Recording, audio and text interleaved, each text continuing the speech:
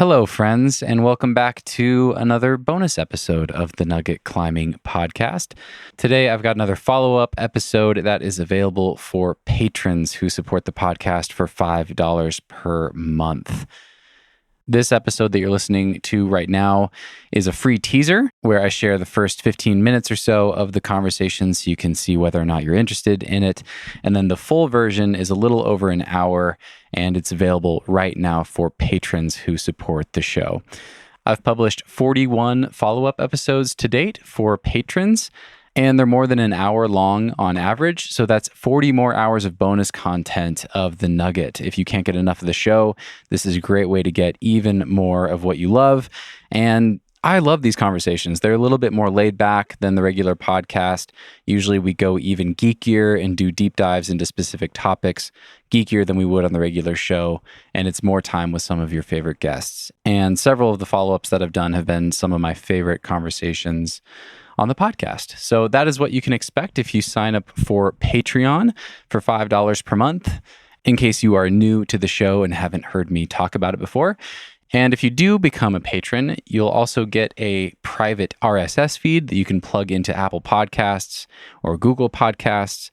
You can subscribe to the patron version of The Nugget, and that'll give you ad-free episodes for all the regular episodes, as well as the full versions of follow-ups all in one place. So you can listen to the patron feed and get all of that content on your regular podcast app for $5 a month. So you can learn more about that in the link below in your podcast app. Just scroll down and click on patreon.com/thenuggetclimbing, and you can learn more and sign up in just a few minutes. And you can cancel at any time, no questions asked.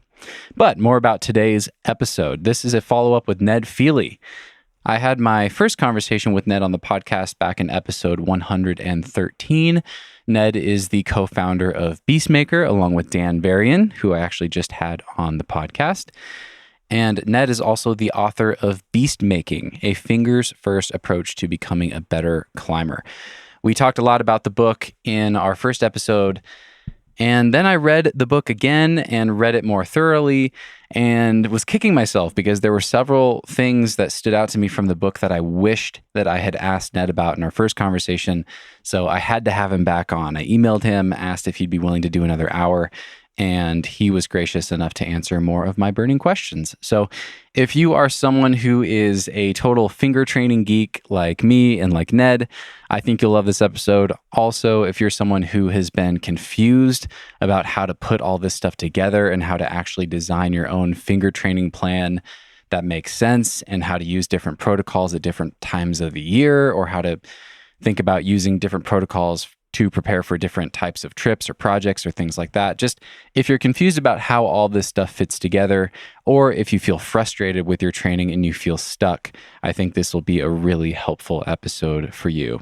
That's kind of where I've been.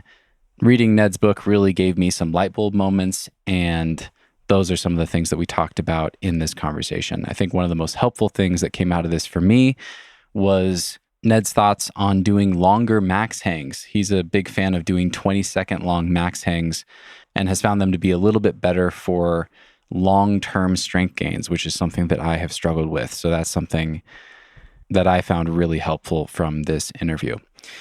But yeah, with that, I will let you guys listen to the free teaser. Once again, the full version of this conversation is a little over an hour, and the full thing is available right now for patrons who support the show. All right, please enjoy this free teaser of my follow-up with Ned Feehally. How's it going? I'm all right. Yeah, good, thanks. Yeah, it's warm here. Yeah? Yeah. You're in your office now? Sort of. I'm renting a co-working space in Estes Park, and it comes with this, it's like an actual podcast studio. I'm in this like soundproof booth. It's like maybe like a double phone booth size, you know, with a little table in the middle. It's pretty amazing. Wow. Feels very legit. Got a coat hook up there as well. Yeah. I've never noticed that before. Yeah, I do. Just in case I come in here with a coat. No, it's very hot. It's very hot here as well. It's been like in the 80s every day. I don't know what that is for you guys, but pretty warm. 30s maybe? High 20s. High 20s. Yeah, it's about 90 here, I think, today. It's unusually Oh, hot wow. here at the moment. Are you back home? Yeah, back home. Yeah, back from France, and then baby came, and then just at home now. Yeah, Congratulations, man. yeah, thank you. Yeah, Thanks. that's got to be pretty exciting. Congrats to Shauna too. I was just you don't post anything about the baby on your Instagram, so I was looking at hers this morning and just catching some of the photos and stuff. And what Thanks. an adventure, man. Yeah. Yeah, I don't post anything on Instagram. So. Yeah, no, it's great. It's all very different. I bet. There's a lot to learn. Yeah, I bet, man. Have you gotten any sleep in the last few weeks? Yeah, she's not been too bad. I don't want to complain about her at all because we speak to other parents and they seem to have a really tough time. And for us, it's not been too bad yet, so I don't want to say anything bad. It's the constant feeling of terror that you're doing something wrong. But yeah, it's amazing. It's absolutely amazing. It's just not like anything you could imagine, really. I can't. I definitely can't. And yeah, Frankie, I love the name Frankie for a girl. I think that's so cute. No, Yeah. Thanks. A few people have said that. It's funny. It just seemed like that's what she was. So that was it. That's great. Yeah. Yeah. Well, thanks for doing this. It's really good to see you again. It's been about 5 months since we chatted last. I was in Waco. You were in Fontainebleau, and here we are. And I'm really excited about this because I had, at the time of our last recording, you had, I think, just published Beastmaking, and I had the digital copy. So I had read through that and prepared some questions for you for our first conversation from that. And then you were kind enough to send me the physical copy. I've got it right here. I'm showing Ned his own book. And I finally read it cover to cover. Oh, nice. Perfect. We'll be factually accurate in this conversation because we both can reference the actual book. But yeah, I finally read it cover to cover just in the last month and had some really big things pop out at me. And I was just kicking myself. Like, I can't believe I missed this when I was reading the digital version. I can't believe we didn't talk about these few things. One thing in particular, I'm really excited today to pick your brain about hanging durations, because that is one chapter of your book talking about protocols and different hanging durations on our fingers that really stood out to me. And there was a couple things in there that is one of those things, like, we don't have proof for any of this stuff. We don't have research papers comparing 5-second and 20-second hangs that I know of. So, we're all just trying things and experimenting. But what you wrote really resonated with my own personal experience. It was one of those like light bulb moments where I was like, oh my gosh, I've experienced that. So thanks for being here, because I've been really curious. I've been excited, and I felt like I needed to add an addendum to our first conversation and cover this. So appreciate it. Well, thanks. Thanks for I'm glad you liked the book. It's nice that you've read it and you got something from it. It's really nice to hear. Yeah.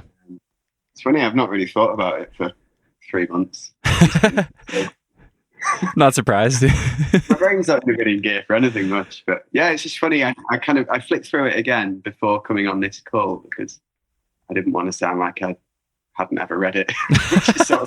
It felt a bit like that. So, but no, I mean, I'm glad you find it useful, and actually, I'm glad that when you had the physical copy, it was kind of felt more readable. Because for me, it feels much nicer when you're holding it. I think seeing it on a screen, it's just not quite the same. Because I think they did a nice job with the paper and the printing and everything too. Oh yeah, I totally agree. I mean, the book, it feels really good. It feels like it has quality to it, substance to it, and that feels really nice. But also just the ability, I feel this way with guidebooks too. Like, I cannot read a digital guidebook. The ability to flip back and forth between sections and reference things really quickly, and I think it just fits better with the way my brain organizes information. It's almost like I'm like, oh yeah, this was roughly 1/3 of the way through the book, and I can kind of remember like where I was sitting when I read it, and I really think paper is super valuable, especially for something like this. So yeah, the book turned out great. I wonder whether that's just us showing our age. It could be. But I am the same. Yeah, I like the feel of it and the way that you can kind of go back and forth really easily. Yeah. Awesome, man. Well, if you don't mind, I want to pick your brain. Let's dive in. Yeah, go for it. As I say, my brain's not exactly on its best That's performance fine. moment. All the information, all the knowledge is still in there, I'm Might be a sure. little slow. Yeah, you're good. Okay, so when I read the digital copy, I think the reason I skipped over this is because it's a chapter on fingerboard protocols, and you break it down first into two categories, into repeaters and max hangs. And so I think I saw that and I was like, okay, nothing new. I'm familiar with this, and I just kind of skimmed through because I've done a lot of both. We've talked about a lot of both on the show, things like that. And then when I was reading the paper copy, I just took more time with it, and you took the max hangs and you further broke those down into three very different protocols. And I thought that was so interesting because I haven't seen anyone else do this. I've heard Tyler Nelson talk about density hangs and doing slightly longer hangs for tendon health and things like that. But you divide it into three. So you have short max hangs, which are 5 to 12 seconds, targeting strength, but specifically neuromuscular gains. So working on our, the brain muscle connection, like teaching our brains how to fire and recruit a little bit better. And then you have long max hangs, which are 20 seconds long, which are also strength focused, but focused more specifically on muscle size, and then longer lasting gains, which I thought was really interesting. I want to come back to that. And then the third one was tendon hangs, which are 30 to 45 seconds. And you say that those are best for contact strength and tendon health, which just reminds me of the density hangs, like the Tyler Nelson thing. I've heard him talk about that. Yeah, same thing there. Yeah. So I thought that was really interesting because, and specifically one line you had in your book, and I actually didn't even find it this morning again, but you said something along the lines of, it was almost a throwaway comment, but you said like, the short max hangs are great for kind of like topping up your strength and getting that neurological recruitment, but you feel as though when you do those, you plateau really quickly. And that really stood out to me because I used to do a lot of repeaters and found that those kind of just always were conflicting with my energy to go rock climbing. I found it hard to combine repeaters with performing outside. So I like max hangs because it feels like something I can do more regularly, like the slow and steady approach, do it a few times a week. But I have the exact same experience, specifically with half crimp for some reason. I feel like if I start doing max hangs, my half crimp improves really steadily for like 4 to 6 weeks. And then I hit a ceiling and I can do it for another year and never seem to really get anywhere with it. Yeah. And so when you wrote about the 20-second hangs being a little bit better for longer lasting gains, I found that really interesting, very enticing. There's this part of me that's always like, oh my God, this is the answer to my all my struggles. This is the secret to my success. But anyway, I just wanted to ask you about that because, like I said, I haven't seen anyone else subdivide max hangs into these different durations like this, and I can't think of anyone who recommends 20-second hangs as like a staple for finger strength gains. So I just think it's really interesting. It's something I'm already starting to try, and so far I really like it, but it's obviously too early to tell whether or not it's, going to be the thing that makes the difference for me. But I would just love to hear how you think about that. Like specifically, what were you noticing in your own climbing or observing others in their finger training that led you to want to break these two things apart? And yeah, I just want to hear more about your experience, like getting the longer lasting gains from the longer hangs, because that's so different and interesting to me. Okay. Yeah. Yeah. I think, for ages, I just stuck to the old kind of 5 to 10 seconds because that seemed to be the kind of standard thing that everyone did on the fingerboard back then. So it made sense to do that, and it helps, but ultimately I just kept hitting plateaus and I wasn't really getting anywhere. And when I thought about it, I thought, well, if you sort of increase your muscle size, so aim a little bit more towards hypertrophy, then surely you can get more out of your muscles. So they're kind of the shorter hands, the neuromuscular stuff. It's just teaching what you have to work efficiently. So it's just you're teaching your body to just switch on the muscle fibers when they're required and do that more efficiently. But I just thought if you can hang for a little bit longer and stimulate the muscle fibers to grow or increasing cross-sectional area or whatever, then surely that's another way to the same end point, which is ultimately holding on more. I was just sort of thinking about this and tinkering with it. And in the end, I just committed to doing a big block of it. And I just felt like I made pretty good gains just kind of off the back of doing that. So, I mean, I don't know whether the theory stands up necessarily, but personally, for me, it made a huge difference. In all grip types, it really helped. And it just felt like it stopped that kind of stagnation that I had from basically doing the same thing on the fingerboard over and over again. It gave another stimulus, and it gave me something a little bit more interesting to do. And it really helped me to move on and progress in the fingers. I thought it was interesting as well that the 20-second max hangs, I think a lot of people would use repeaters to try to do a similar thing, but you kind of subdivided those out into different categories. Like you talked about the repeaters being a little bit better for strength endurance, which makes sense, just being able to do a lot more pretty hard moves in a row. But then you reserve these 20-second max hangs for more of the strength gains.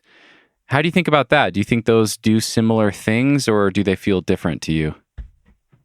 Yeah, I think that the hang and the rest cycle, it's more geared towards strength endurance because you're just on and off a lot more frequently for the whole set. Whereas with these long 20-second hangs, you have really big rests between them. So I think it's more like a strength exercise. You do the thing, you take a very long rest, and then you do the thing again. So it's not punishing your forearms repeatedly or over and over again.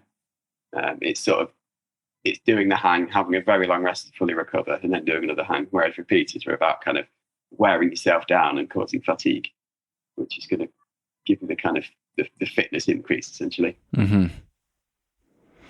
Okay, this is great. So you were hitting plateaus and you switched to these 20-second hangs just to do an experiment, and you feel like you made great progress across all of your different grip types doing this.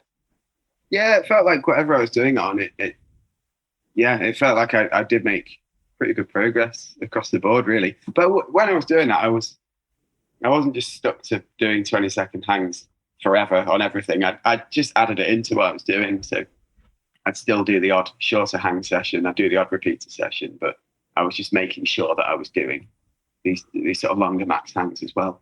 Okay. All just sort of spread out throughout my kind of training week or month or whatever. Yeah, and for people that... I wasn't exclusively on it. Got it. Okay. You didn't just like stop everything and go all... drop. Right. Yeah, drop everything. Right. Climbing shoes in bed. Yeah.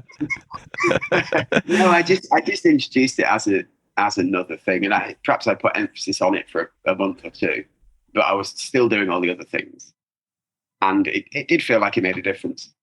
But it's it's an N of one, right? Right. I mean, I've chatted to other people about it, and other people have done similar things, and they have said similar things as well. So.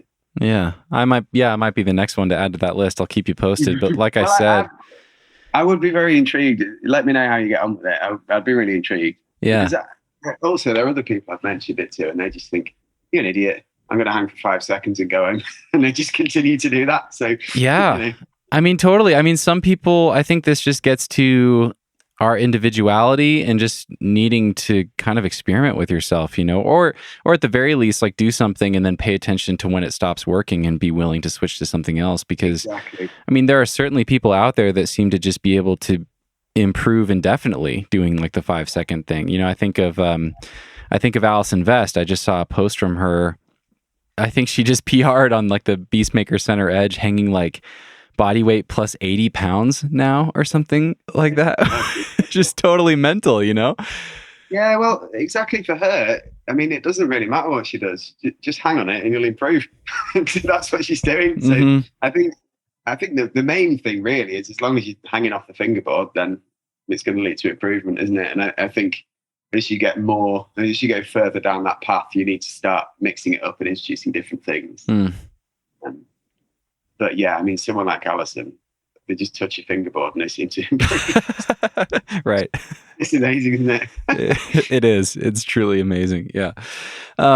Well, I want to ask you this. So you have these amazing charts in your book that share each of these 3 protocols. Everything like how long you should hang, how many sets, reps, how long to rest, what you're trying to do with these sessions, all that. So it's a great resource for people. Just check out Beastmaking. But then you have this one line at the bottom of each of these charts that says how long for, like how long should I stick to this protocol? And you just have the same quote or the same like line of text in all of them, which says, I'm going to read it actually. I think you should always be training finger strength to some degree, cycle between training methods throughout the year to keep your body on its toes.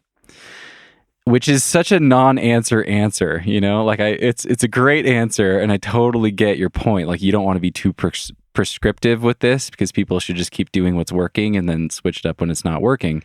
So point well taken there. But I am really curious, given these different protocols. You basically lay out 4 different protocols, the repeaters, and then these 3 different durations of max hangs. How do you think about balancing those over the course of, let's say, a year? Like, do you kind of default to some of them more than others? Have you found that some, like the 20-second hangs, do those seem to be better to lead to lasting gains over the long term? Or are you always just kind of cycling through the 4 in like an even, balanced way, if that makes sense? Yeah, well, one thing I definitely do with all these is if I feel like I want to tune up a grip for something. So say if I find a project that's got a pocket on and I want to tune up my kind of pocket strength, I'll do a load of max hands. Hey friends, I hope you enjoyed that free teaser of this follow-up with Ned Feehally. Once again, the full version is a little over an hour. It's a treasure trove of information about finger training. If you've been confused or frustrated with your own training and want to get a better feel for how all this stuff fits together, that's exactly what we talked about for the rest of this episode. And you can listen to the full thing right now. The full version is available right now for patrons who support the podcast for $5 per month or more. And you can learn all about it. You can learn more at patreon.com/thenuggetclimbing. Scroll down in your podcast app and there's a link right there to Patreon. It takes just a few minutes to sign up and you can cancel at any time, no questions asked. And there's a bunch of other perks. Once again, if you support the podcast for $5 a month, you'll get 41 follow-ups that I've published so far, as well as new ones as they come out. You'll get ad-free episodes for regular episodes.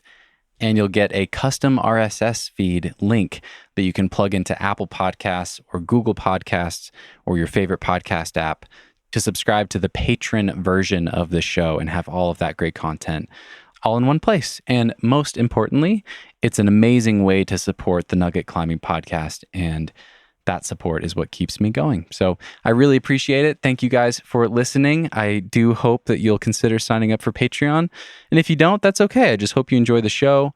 Share it with your friends. You can leave a review on Apple Podcasts or a quick rating on Spotify. Those are great ways to help out the show for free as well. All right. Thank you guys. I hope you are having an amazing week, and we'll see you on Monday for another regular episode. Shake it up, stop when the clock hits 13. Sing 1, 2, 3, 4. Cause no one can do it like we do it, like we do it, like we do it. Cause no one can do it like we do it, like we do it, like we do it. Cause no one can do it like we do it, like we do it, like we do it. Cause no one can do it like we do it, like we do it, like we do it.